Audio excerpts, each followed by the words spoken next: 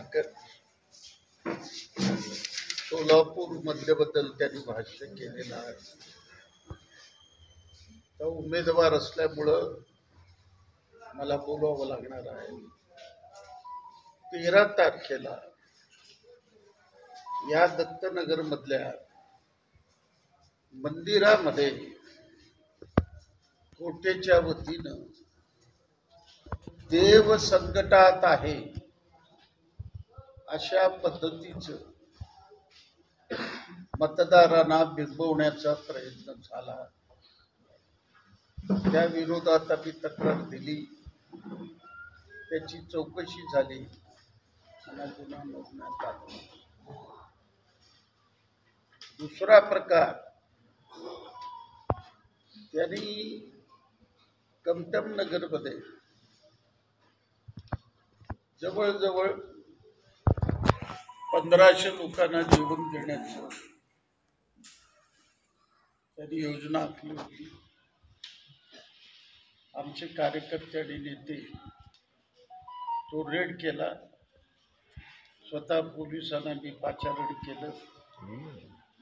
Advocate Anil Vaasam 2 वाजेपर्यंत ते केस दाबू नये म्हणून त्याने प्रयत्न केलं. तिथलं चिकन, तिथलं तांदूळ, तिथले भांडे सगळे जप्त करण्यात आलेले आहे. सगळ्यात भयानक महाराष्ट्रामध्ये कुठंही घडलं नाही, कोणत्याही मतदारसंघात घडलेलं नाही. माझं पूर्ण आयुष्य लाल झेंडा आणि कामगार चळवळी करता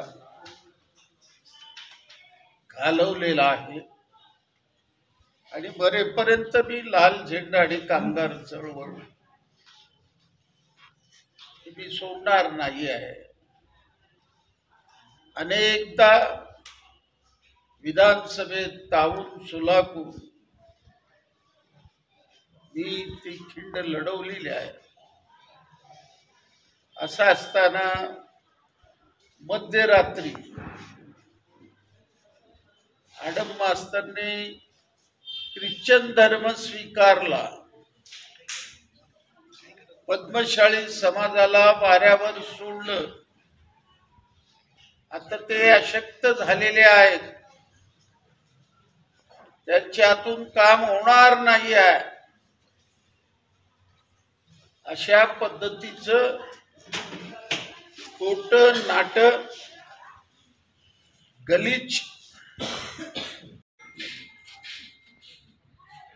फिर्याद द्यायला लावलं आणि पोलीस कमिशनर स्वतः म्हणले मला, आमच्या पोलीस खात्याच्या व्हिडिओवरनं हे खोटी बातमी आहे असा मी जाहीर करू, त्याबद्दल तुम्ही काळजी करू नका. ताबडतोबीने कलेक्टरशी संपर्क साधलो. त्यांनाही सांगितलं हे प्रचंड नुकसान होणार आहे आणि या पद्धतीची जी बातमी व्हायरल झाली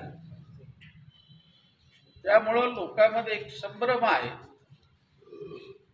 याबद्दल एमआयएमच्या लोकांनी प्रचंड प्रमाणात व्हायरल केलेलं आमच्या लक्षात आलं.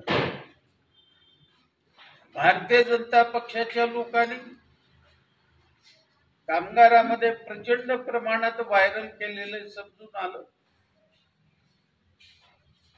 आणि त्याला प्रतिकार करण्यासारखं मी व्हिडिओ दिला, परंतु तो व्हिडिओ वेळेवर लोकांपर्यंत जाऊ शकलं नाही. तर यामुळं संपूर्ण मतदान प्रक्रियेवर परिणाम झालेला आहे. शेकडो लोक अजूनही रडत माझ्याकडे येतात. पुढाऱ्यापासून कार्यकर्ते प्रत्येक बूथवर शेकडो कार्यकर्ते आमचे होते. प्रचंड काम आम्ही 5 वर्षात केलेलं होतं. भारतीय जनता पक्ष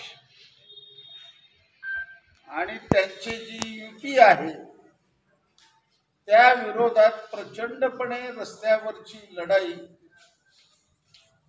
पक्षाच्या वतीनं आम्ही केलेला आहे. अभिमानाने सांगतो, सोलापूर शहरामध्ये आमचे एवढं सरकारविरुद्ध संघर्ष केलेलं दुसरं पक्ष नाही आहे. असं असताना नामुष्कीचा पराभव वयाच्या 80व्या वर्षी हे शक्य नाही आहे. म्हणून आम्ही ही निवडणूक रद्द करा, फेरनिवडणूक घ्या. नुसता हायकोर्टात जाणार नाही आहे. हायकोर्टाने जर आम्हाला न्याय नाही दिलं, सुप्रीम कोर्टापर्यंत जाण्याचा निर्णय पक्षाने घेतलेला आहे.